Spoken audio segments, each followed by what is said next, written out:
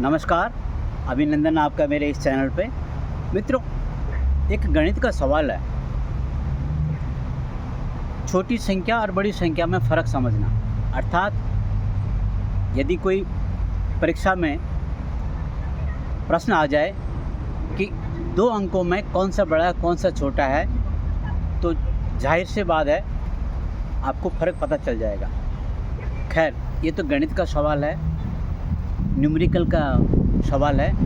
आज मैं बात कर रहा हूँ एक ऐसे युवराज की जो 5 और 7 नंबर में उलझ चुके हैं कि इनमें से कौन सा बड़ा है।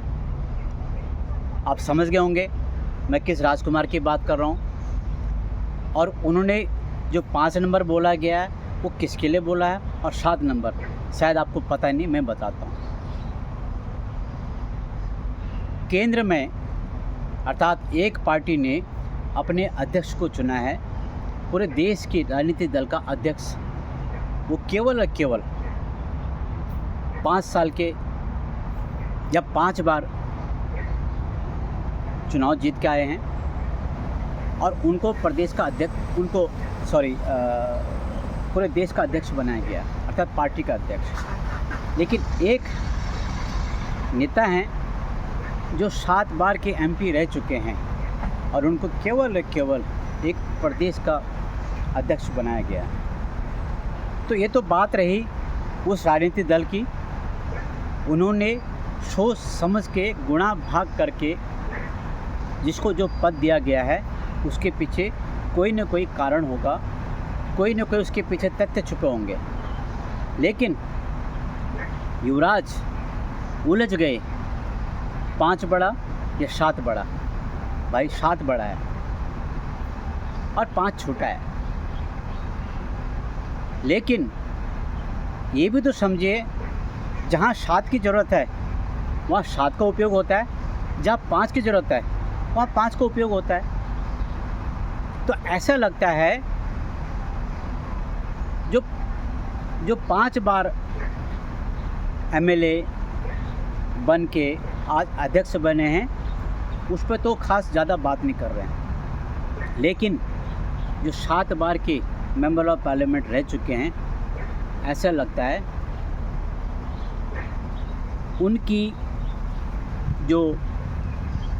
उनको जो पद दिया गया है उस पद को देखते हुए ये मूर्छित हो गए। कौन? युवराज, उत्तर प्रदेश के युवराज। उनको ऐसा लगता है जो मेरे पास मुद्दा था वो भी दया धरा रह गया। यही है ना बात। आखिर ऐसा क्यों आप छोटे बड़े के बीच में उलझ चुके हो? आपको राजनीति समझनी है तो गुणा भाग करके ही आप किसी को पद दोगे। खैर, वहाँ तो जो हुआ सो हुआ। अब इनको पूछता हूँ मैं, इनके वहाँ चाचा बड़ा होता है या भतीजा बड़ा होता है? मैं बात कर रहा हूँ राजनीतिक ओहदे की बात, पार्टी में पद की बात, पार्टी में किस नेता की कितनी सीनियरिटी जूनियरिटी है। तो चाचा बड़ा या भतीजा बड़ा, कोई इनको भी तो पूछे। लेकिन इन्होंने क्या किया, भतीजे को बड़ा बना दिया और चाचा को यहाँ वहाँ लटका दिया। और चाचा इतने दुखी हो गए, उन्होंने एक अलग सी पार्टी बना ली। फिर अब बताइए, फ़र्क है कि नहीं है?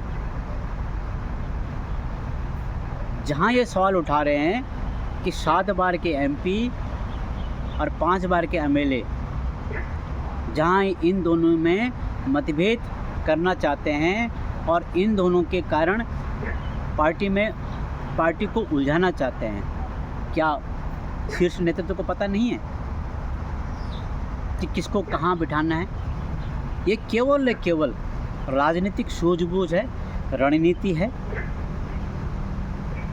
और रणनीति अगर सही हो और नीति नियत सही हो तो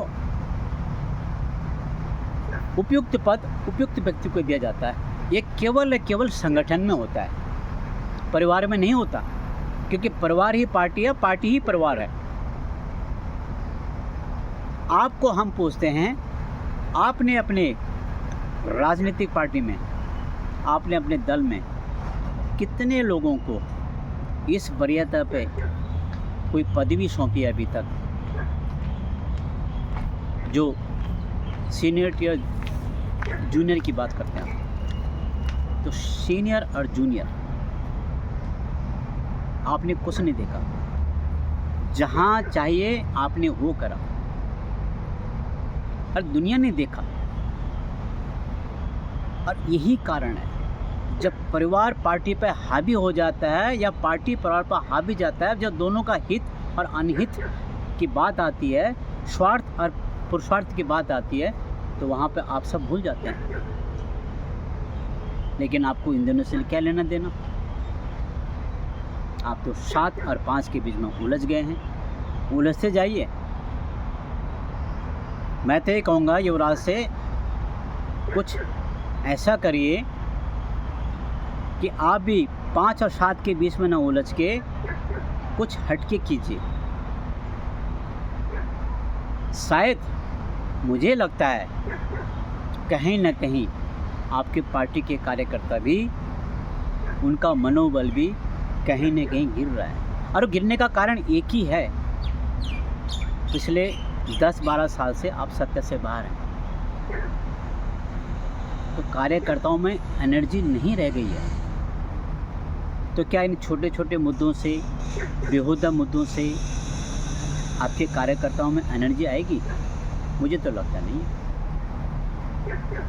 हालांकि मैं राजनीति का मैं विद्वान नहीं हूँ, राजनीति शास्त्र मैंने पढ़ी नहीं है, लेकिन थोड़ा बुद्धि तो दिमाग के धावे खुल जाते हैं जब आप सीनियरिटी और जूनियरिटी की बात कर रहे हैं। तब आप कहाँ गया आपका गणित? तो राजनीति में सूझबूझ के अपने दूरदर्शी विवेक से काम कीजिए, और तात्कालिक लाभ के लिए नहीं बल्कि दूरकालीन लाभ के लिए आप काम करिए।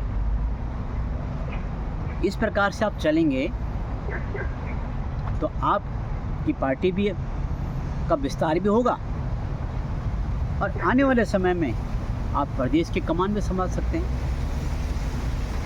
आपको क्या, किसी को कोई नहीं रोकता सत्ता में आने के लिए, सत्ता में जाने के लिए। केवल जनता लोग केवल रोकती है। तो जनता जाना कब रोकती है? जब आप इसी प्रकार के मुद्दों को लेकर जनता के बीच में जाते हैं। एक युवराज दिल्ली में, उनके मुद्दे तो कोई 6 महीने में ख़त्म हो जाता है, कोई 2 दिन में ख़त्म हो जाता है, उनकी तिलांजलि हो जाती है। ऐसा कोई मुद्दा है जिसको लेकर देश की जनता में कोई आक्रोश हो और उस सरकार को बदलने को तैयार हो? अभी तक ऐसा मुद्दा नहीं उठाया उन्होंने। तो कारण क्या है? आकाश में उड़ रहे हैं आप, धरती में पाँव नहीं है। एक बार धरती पे पाँव रख के तो देखो, जनता के दिलों को हैक करके देखो, जनता के दिलों में राज करके देखो। आम जनता की बात कर रहा हूँ मैं, पार्टी की बात नहीं कर रहा हूँ, कार्यकर्ताओं की बात नहीं कर रहा हूँ। आम जनता, इनके बीच में आप जाएंगे, जनता के मुद्दों को समझेंगे, जनता की भावनाओं को समझेंगे, तो आप तब 7 और 5 के फेरे में नहीं पड़ोगे, बिल्कुल नहीं पड़ोगे। आपको पता चल जाएगा कि कौन काबिल है किस पद के लिए, और आप जरूर उस पद को देंगे। लेकिन ये नहीं हो रहा आपके यहाँ, और आप दूसरों पे आक्षेप लगा रहे हो, दूसरे का मजाक कर रहे हो कि अरे यार 5 वाला को बड़ी पद और 7 वाले को छोटी पद। जी नहीं, मैं फिर कह रहा हूँ, ये उस राजनीतिक दल को पूछे जिन्होंने ऐसा कर रखा है। यदि आपको समझ में नहीं आ रहा तो पहले तो आप समझिए, इस पर गणना कीजिए, विस्तार से चर्चा कीजिए अपने सहयोगी के साथ, अपनी पार्टी के अंदर। फिर पता चलेगा कि कौन किस पद पे सुशोभित हो सकता है, कौन किस पद के लायक, कौन अपनी जिम्मेदारी निभा सकता है। मित्रों, यही फॉर्मूला हमारे आपके जीवन में चलता है। हम भी कई बार उलझ जाते हैं इस 7 और 5 के चक्कर में। जी नहीं उलझने का। तथ्यों पे जाइए, योग्यता पे जाइए और तब किसी बात को स्वीकार कीजिए, अन्यथा नहीं। नमस्कार।